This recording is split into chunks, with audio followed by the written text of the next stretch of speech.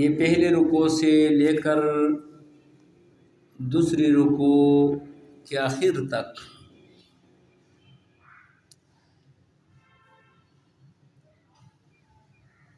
اس رکوع میں ضالین کی تفصیل بیان کرنا چاہتے ہیں۔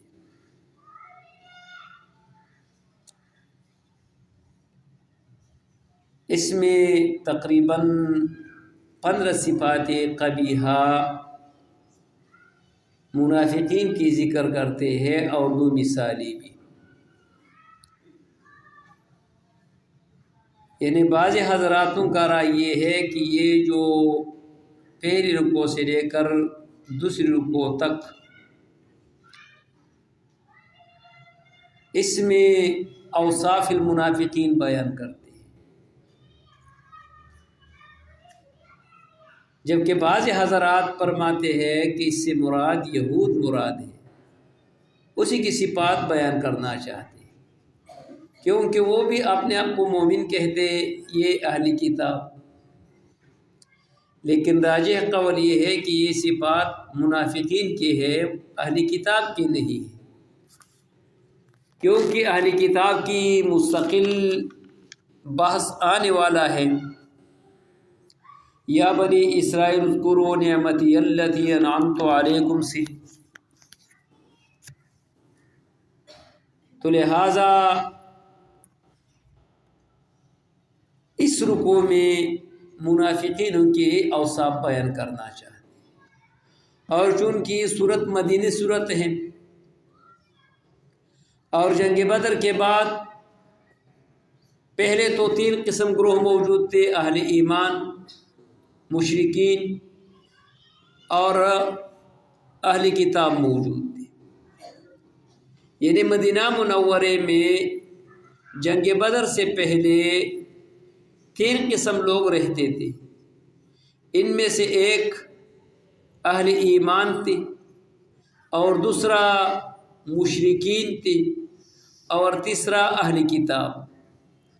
لیکن جنگ بدر کے بعد مشرکینوں کی وہ زور ٹوٹ گیا، تو لہٰذا براہ راست شرک تو نہیں کر سکتے، تو ان لوگوں نے ظاہراً ایمان قبول کر کے اور باطناً یہ کافر تھے۔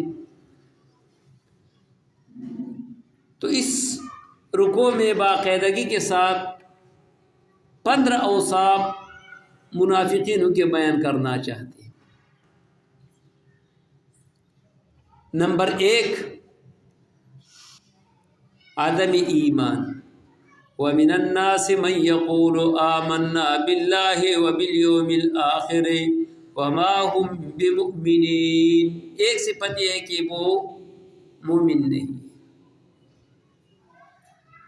دوسرا صفت خدع، یخادعون اللہ۔ تیسرا صفت عدم شعور، وما یشعرون، یعنی یہ شعور نہیں رکھتے، یہ منافق مشعور نہیں ہے۔ نمبر 4 فی قلوبہم مرض، یہ مرضی ہے یہ لوگ۔ نمبر 5 بما کانوا یکذبون، یہ جھوٹے ہیں لوگ۔ نمبر 6 نسبت الاصلاح للفساد، نسبت الاصلاح للفساد، انما نحن مصلحون، اپنی منافقت کو اصلاح کے نام دے دیتے۔ نمبر 7 عین فساد، لا تفسدوا فی الارض، فساد نہ کر زمین۔ نمبر 8 یہ اہل ایمان کو اعلیٰ قسم کے عقلاء اور اہل ایمان کو سفہاء قرار دیتے کہ یہ سفیہ ہے۔ نمبر 9 خود یہ سفیہ ہے۔ اللہ تبارک و تعالیٰ فرماتے ہیں الا انہم السفہاء، یہ خود بیوقوف ہے۔ اور نمبر 10 عدم العلم ولکن لا یعلمون، بے سمجھ ہے۔ نمبر 11 یہ ذو الوجہین ہے، وَإِذَا لَقُوا الَّذِينَ آمَنُوا قَالُوا آمَنَّا وَإِذَا خَلَوْا إِلَىٰ شَيَاطِينِهِمْ قَالُوا إِنَّا مَعَكُمْ إِنَّمَا نَحْنُ مُسْتَهْزِئُونَ۔ یہ ذو الوجہین ہے، اہل ایمان کے سامنے اپنے آپ کو مومن قرار دیتے ہیں، جب اپنے بڑوں کے پاس جا کر تو پھر اقرار کرتے ہیں کفر کی، تو یہ ذو الوجہین ہے۔ نمبر 12 یہ مستہزئین ہے، اہل ایمان تو وہ استہزاء کرتے ہیں۔ نمبر 13 یہ فی طغیانہم، یہ سرکش ہے، یعنی یہ طغیانی لوگ ہیں، اس نے حد سے تجاوز کیا ہے۔ اور نمبر 14 استہزاء الضلال،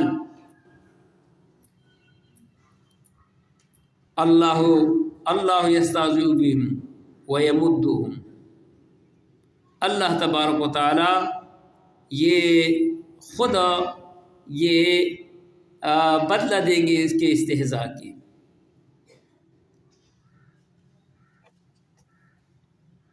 نمبر 14 اشتراء الضلال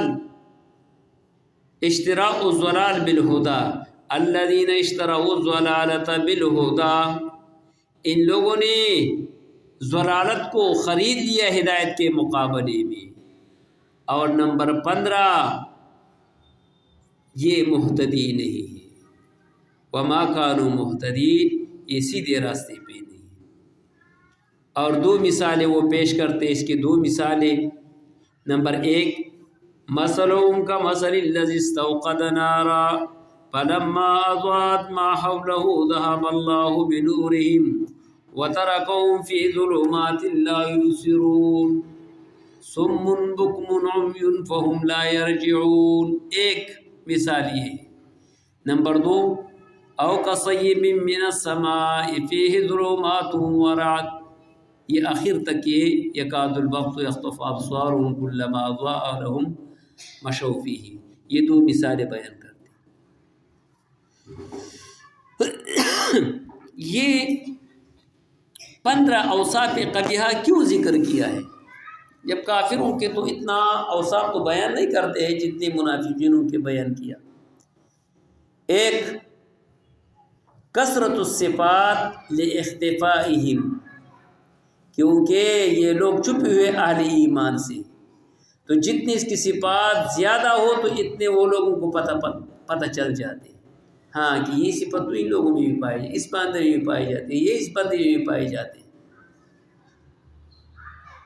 کیونکہ یہ چھپے ہوئے ہے۔ منافق ظاہراً تو مومن ہے نا، تو یہ صفات بیان کرنا اس بات کے ذریعے تاکہ اس کا وہ جو چھپی ہوئی چیز ہے وہ سامنے آ جائے، کیونکہ قرآن کریم نے اس منافقینوں کے حال بالکل ایسے کیا جس طرح سورج آپ کے سامنے، ایسے وہ صاف ستھرا آپ کو بیان کرتے۔ نمبر 2 تحذیر المؤمنین لأنہم اعداء لکم، اہل ایمان کو ڈرا دیتے ہیں کہ یہ ظاہراً تو آپ کے دوست ہیں لیکن حقیقت میں آپ کے دشمن ہے۔ لأنہم اعداء لکم لا مولا لکم، تمہارے دوست ایسے لوگ نہیں ہو سکتے ہیں، جب ان صفاتوں کے مالک ہیں وہ آپ کے دوست نہیں بن سکتے۔ اور تیسرا فائدہ یہ ہے تحذیر المؤمنین عن اوصافہم، اہل ایمان کو ڈرائے لیکن اوصافوں سے اپنے آپ کو بچائے، یہ اوصاف جسمی ہے تو ان اوصافوں سے اپنے آپ کو بچائے۔ اور چوتھا فائدہ یہ ہے کہ اہل منافقین کو اصلاح مقصود ہے کہ یہ صفات اپنے آپ کو دور کر دے۔ اور نمبر 5 فائدہ یہ ہے اطلاع المنافقین بأن اللہ مطلع لأنه عالم بالبواطن، یعنی منافقینوں کو یہ بتانا چاہتے ہیں کہ اگر ظاہراً اگرچہ آپ نے ایمان لایا ہے لیکن آپ کے باطن سے رب العالمین واقف ہے، اس لیے آپ کی جو اوصاف ہے اہل ایمان کے سامنے وہ بیان کیا گیا۔ اس لیے منافقینوں کی 3 قسمیں ہیں۔ ایک منافق اعتقادی ہے، منافق اعتقادی جو اللہ و اللہ کے رسول کے ساتھ اعتقاداً دشمنی ہے، تو یہ تو کافر ہے باجماع المسلمین، اور اس کے بارے میں قرآن کریم کا حکم یہ ہے فی درک الاسفل من النار۔ اور دوسرا منافق شکی ہے کہ ہو سکتے یہ پیغمبر ہے، ہو سکتے کہ نہیں، تردد میں ہے، یہ بھی کافر ہے۔ اور تیسرا منافق عملی ہے، اور یہ منافق عملی اہل ایمان میں بھی پائے جاتے ہیں۔ اس لیے حضور علیہ الصلوۃ والسلام نے فرمایا 4 من کن فی کان منافقا خالصا من کان فی خصلۃ کان فی خصلۃ من النفاق اذا حدث كذب واذا وعد اخلف واذا خاصم فجر واذا عاهد غدر۔ یعنی جس بندے میں یہ 4 صفات پایا گیا تو یہ خالص منافق ہے، اور اگر ان میں سے ایک صفت پایا گیا تو گویا کہ اس میں ایک خصلت پایا گیا ہے نفاق کی۔ نمبر 1، جب یہ گفتگو کرتے تو گفتگو میں جھوٹ بولتے، جیسے ہماری میڈیا والا ہے، پورا دن وہ جھوٹ پہ وہ اس کا اور کوئی کام نہیں ہے۔ یا اسی طرح جو سوشل میڈیا ہے، یہ بھی سارا دن وہ اسی چیز میں جھوٹ بول دیتے ہیں۔ تو یہ یعنی جو بندہ گفتگو میں جھوٹ بول لیتے ہیں، یہ صفت ہے نفاق کی۔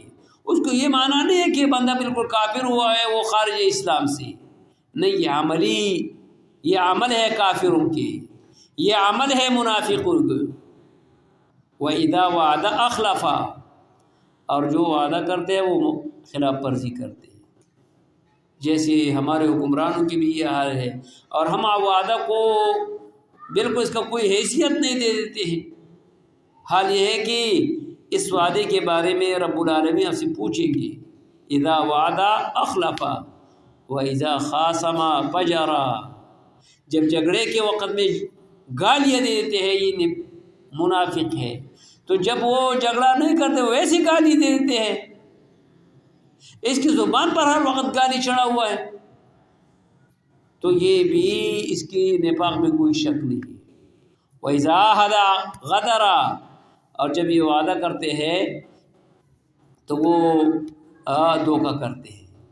وَإِذَا اؤْتُمِنَ خَانَ، اور ایک حدیث میں یہ ہے کہ جب وہ امانت اس کے پاس رکھ دیے جاتے ہیں وہ خیانت کرتے ہیں۔ اس لیے اس عملی منافق کے بارے میں